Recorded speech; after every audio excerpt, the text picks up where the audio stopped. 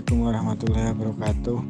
Puji syukur senantiasa selalu kita panjatkan kepada Allah Subhanahu wa Ta'ala yang telah memberikan limpahan rahmat, taufik dan hidayahnya sehingga kami dapat menyelesaikan video ini. Selawat serta salam tak lupa kita curahkan kepada Nabi Muhammad SAW yang telah menunjukkan jalan kebaikan dan kebenaran di dunia dan akhirat kepada umat manusia. Video ini dibuat guna memenuhi tugas mata metodologi Islam, juga untuk khalayak ramai sebagai bahan penambahan ilmu pengetahuan serta informasi yang semoga bermanfaat. Video ini kami buat dengan segala kemampuan kami dan semaksimal mungkin. Namun kami menyadari bahwa dalam pembuatan video ini tentu tidaklah sempurna dan masih banyak kesalahan serta kekurangan. Maka dari itu kami sebagai pembuat video ini mohon kritik, saran, dan pesan dari semua yang menonton video ini, terutama dosen mata kuliah metodologi Islam yang kami harapkan sebagai bahan koreksi untuk kami. Kami dari kelompok 2 dengan anggota 1. Fani Alfianti dengan NIM 201211006, 2. Rafiki Bilkis Mutia dengan NIM 201211011, 3. Rizky Aminullah dengan NIM 201211017 akan membahas mengenai kitab Ta'lim Muta'alim. Judul lengkap dari buku ini adalah Ta'lim Muta'alim yang disusun oleh Fatulillah dan dikarang oleh Al-Zarnuji dengan penerbit yakni Santri Salaf Press yang dicetak pada bulan Maret tahun 2015 dengan tebal 23 plus 468 halaman dan dengan ukuran 15,5 cm kali 23,5 cm. Berikut mengenai biografi singkat penulis kitab. Kitab Ta'lim Muta'alim dikarang oleh seorang ulama yang bernama Burhan al-Din al-Islam al-Zarnuji atau biasa dikenal dengan Syekh al-Zarnuji. Al-Zarnuji merupakan nama marga beliau, sedangkan Syekh merupakan gelar yang diberikan kepada beliau sebab ilmu yang dimilikinya. Dalam buku Islam Berbagai Perspektif, Afandi Mukhtar menemukan informasi lain terkait dengan Al-Zarnuji. Berdasarkan pada data Ibnu Khalikan, yaitu menurutnya, Imam Al-Zarnuji adalah seorang guru Imam Rukun Ad-Din Imam Zada yang wafat pada tahun 573 Hijriah. Dengan begitu, mengenai kelahiran atau masa hidup Imam Al-Zarnuji dapat diperkirakan lahir pada sekitar tahun 570 Hijriah. Sedangkan tentang kewafatannya terdapat perbedaan. Ada yang menyatakan pada tahun 591 Hijriah. Perkiraan tersebut menurut Muhammad Plesner, berdasarkan adanya fakta bahwa Al-Zarnuji banyak mengutip pendapat dari guru beliau yang ditulis dalam kitab Ta'lim dan sebagian guru beliau yang ditulis dalam kitab tersebut akhir abad ke-6. Dalam kata lain, Imam Al-Zarnuji wafat sekitar pada abad ke-7 Hijriah. Beliau juga ahli dalam bidang tasawuf, sastra, fikih, ilmu kalam, dan lain-lain. Dan itulah sekilas mengenai profil Imam Al-Zarnuji, pengarang kitab Ta'lim Muta'alim. Imam Al-Zarnuji menuntut ilmu di Bukhara dan Sarhan, yaitu kota yang menjadi kota pusat, kegiatan keilmuan, pengajaran, dan lain-lainnya.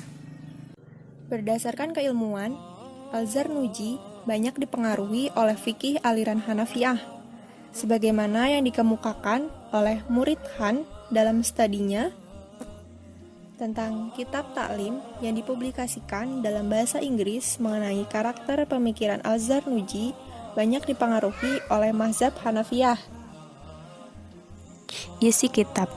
Dalam kitab ini, Syekh Al-Zarnuji menjelaskan bahwa belajar atau menuntut ilmu merupakan suatu kewajiban yang sudah disyariatkan oleh agama, baik melalui Al-Quran ataupun hadis, melalui pengajaran yang bersifat ilahiyah maupun bersyariah.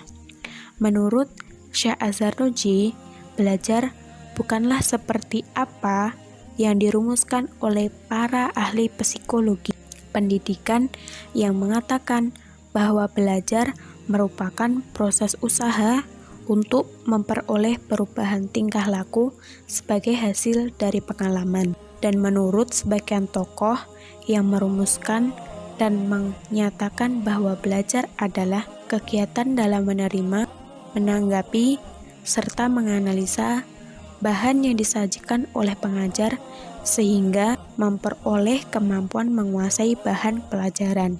Menurut Syekh Azhar Nuji, tujuan belajar atau pendidikan Islam berikut ini.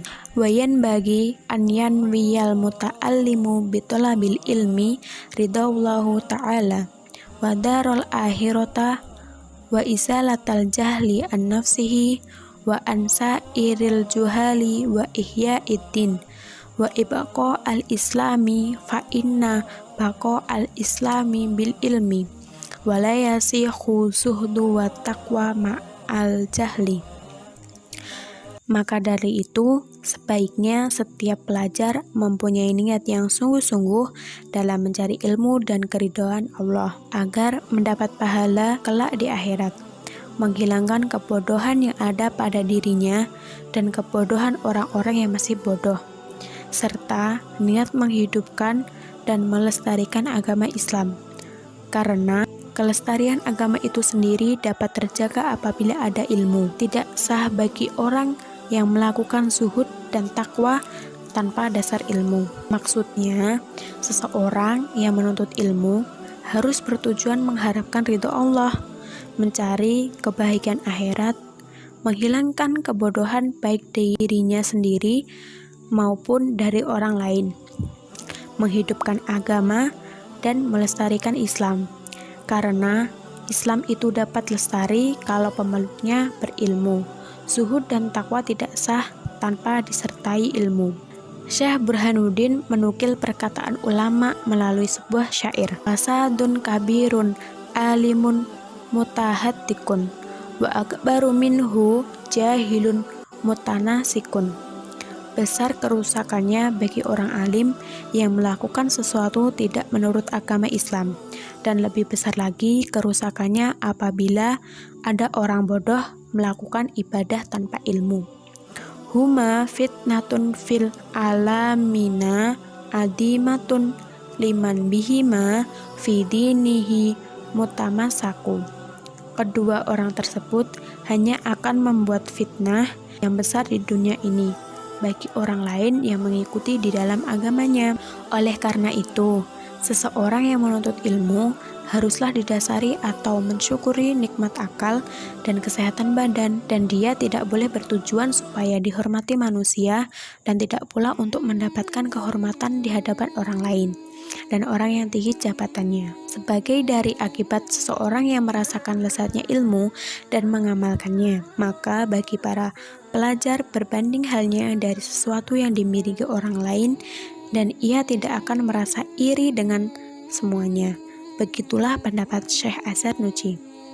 Selain menerangkan tentang akhlak terhadap guru dan orang tua, di buku ini juga terdapat kajian dan analisis terhadap masalah-masalah yang belum kita ketahui di dalamnya, menampilkan tanya jawab seputar pembelajaran yang baik serta akhlak yang terjadi di lingkungan sekitar dan sering terjadi di kehidupan sehari-hari.